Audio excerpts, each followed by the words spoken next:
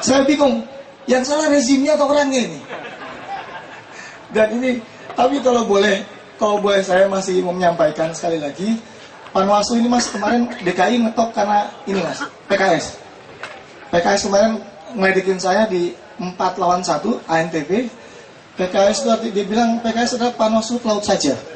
Kalau boleh saya mau berawas pantun, ada puisi Mas, boleh baca? Ini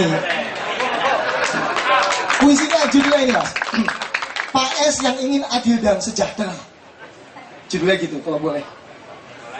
Ada Alkisah Pak S yang ingin berkuasa dengan misi adil dan sejahtera. Katanya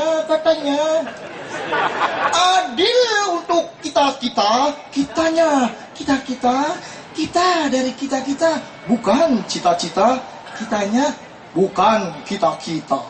Sejahtera untuk kita juga, bukannya kita, tetapi kita dari kita, kitanya dari kita. Ya, hanya dari kita, bukan cita-cita. AS kemudian buat citra, bukannya untuk kita, tetapi untuk mereka yang ingin ke surga tanpa kita. Maka jadilah Partai Keadilan Surga. Surganya bukan untuk kita, tetapi untuk kita dari kita, kitanya dari kita. Cita-cita kemudian menjadi citra, dan surganya tetap bukan surga kita.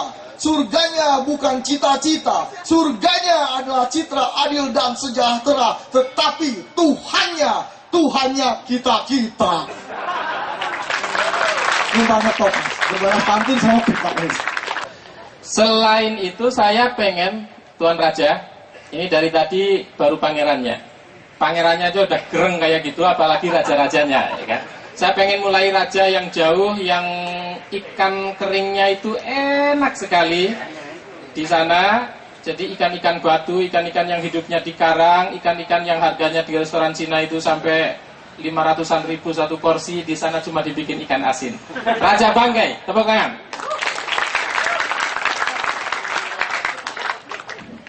Bismillahirrahmanirrahim. Assalamualaikum warahmatullahi wabarakatuh.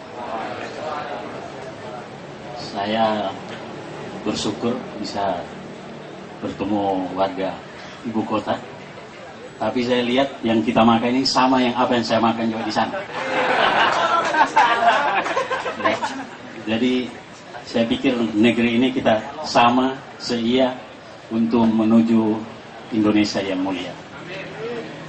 Bapak Ibu sekalian, Kak Nun mungkin yang karena kita cuma lihat di TV.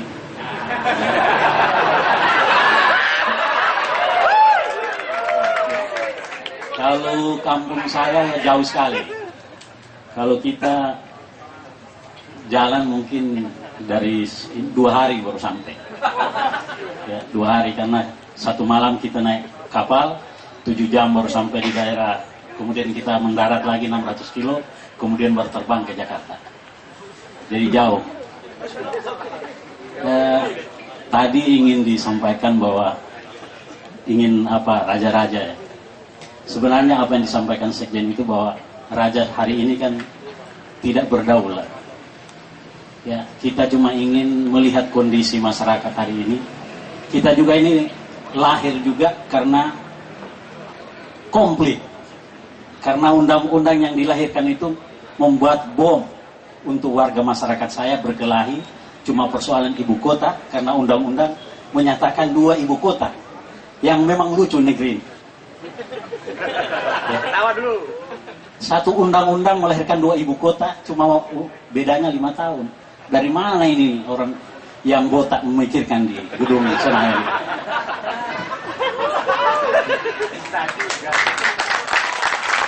Katanya pintar, tapi melahirkan undang-undang untuk berkelahi masyarakat kita. Pecah 4 korban. Tanggal 27 Februari 2007. Ada 4 warga masyarakat cuma persoalan ibu kota meninggal. Ini yang melahirkan keinginan kita sebagai leluhur kita menyatakan bahwa negeri ini harus damai. Nah, kita memulai kita menyatakan kepada Presiden bahwa kita ingin daerah kami damai, sehingga negara bisa melihat apa yang terjadi di Pulau Langat. Di sana, kalau saya ingin sampaikan, agak lama sedikit boleh. Ada Pulau Sipadan dan Ligitan, di sana itu baru mau diambil aja sudah ribut. Nggak ada orang. Di Pulau Banggai itu 64.000 masyarakatnya. Dengan penghasilan ada namanya Kardinal Peace Banggai yang sudah terkenal di dunia. Kemudian pulau-pulau yang indah. Tetapi tidak pernah dijamah. Selama terjadi konflik, tidak pernah satu petinggi negeri ini datang di negeri saya. Apakah saya sudah dilupakan?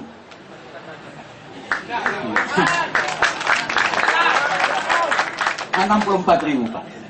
Tapi hari ini saya diundang oleh Kanjeng untuk ikut kegiatan Kenduri Cinta, dan saya melihat kondisi ini bahwa apa yang saya makan di sana sama juga yang di ibu kota. Mungkin kalau di gedung DPR lain. Jadi saya berharap bahwa masyarakat di ibu kota juga jangan a priori dengan apa yang kita lakukan di daerah, karena kita juga ingin kue pembangunan itu sampai di sana. Saya kira ini paling penting saya sampaikan. Terima kasih. Wabillahi taufiq wal hidayah. Assalamualaikum warahmatullahi wabarakatuh. Waalaikumsalam warahmatullahi wabarakatuh.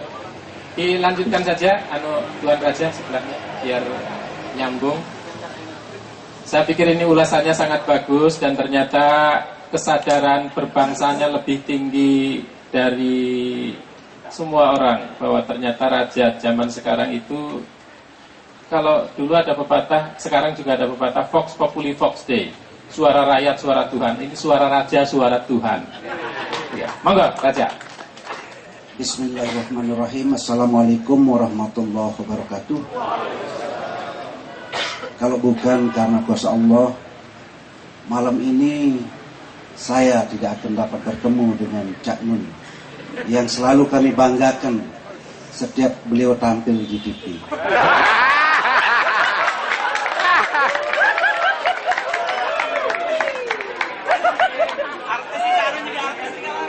Kalau tadi diperkenalkan oleh Kanjeng Pangeran Haryogunarso, kami ini dari Kedatuan Siledendeng Lombok. Mungkin di antara kita semua ya, pernah mendengar paling tidak Lombok itu tetangga dekat dari Pulau Bali. Di Lombok tidak jauh berbeda, dan ternyata tidak jauh berbeda dengan ibu kota. Kalau seandainya Cak Nun dan kawan-kawan yang hadir malam ini, Mbak Sulis, akan datang ke Lombok, mungkin juga akan kami persembahkan kacang, ambon, dan tumpik.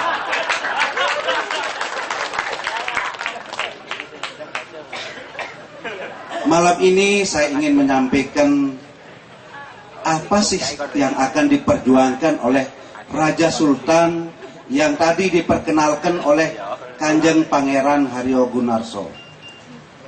Kalau dulu-dulu raja, termasuk saya, karena saya hanya belajar dari sejarah, karena selama ini raja terlupakan.